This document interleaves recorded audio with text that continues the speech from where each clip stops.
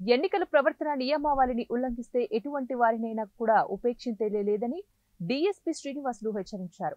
అనంతపురం జిల్లా రాయదుర్గం పోలీస్ స్టేషన్లో ఆయన మీడియాతో మాట్లాడుతూ 144 సెక్షన్ మరియు 30 మంది యాక్ట్ అమల్లో ఉన్నందున గుంపులుగా ఉండరాదు. విజయోత్సవ ర్యాలీలు నిషేధమన్నారు. టపాసులు విక్రయించిన అమ్మిన వారిపై కూడా కఠినమైన చర్యలు తీసుకుంటామని వారు తెలిపారు. కౌంటింగ్ అనంతరం గెలిచిన అభ్యర్థులు క్రాకర్స్ కాల్చడం, ర్యాలీలు చేయడం నిషేధిస్తున్నట్లు పేర్కొన్నారు. నియోజకవర్గంలో మొత్తం 1585 బైండ్ ఓవర్ కేసులు నమోదు చేశామన్నారు. 11 సమస్యాత్మక గ్రామాల్లో పికెటింగ్ నిర్వహిస్తున్నట్లు తెలిపారు. అల్లర్లకు పాల్పడితే వారిని జిల్లా బహిష్కరణ చేపడతామని హెచ్చరించారు. ప్రశాంత ఎన్నికల కౌంటింగ్ కు సహకరించాలని ఆయన కోరారు. రేపటి దినం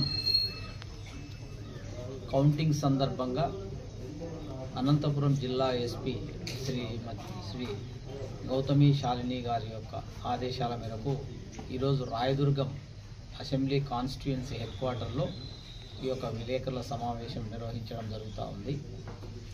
రేపు ఎన్నికల కౌంటింగ్ సందర్భంగా రాయదుర్గం అసెంబ్లీ సెగ్మెంట్ పరిధిలో 144 సెక్షన్ను, అదేవిధంగా 30 పోలీస్ యాక్టు అమలులో ఉన్నది. 4 అంతకంటే ఎక్కువ మించి వ్యక్తులు గుమికూడి ఉండరాదు. అట్లా గుమికూడి ఉండటం చట్టరీత్యా నేరం. వారిపైన కఠినమైనటువంటి చర్యలు తీసుకోవడం జరుగుతుంది. అదేవిధంగా గౌరవ ఎలక్షన్ కమిషన్ వాళ్ళు 6వ తారీఖు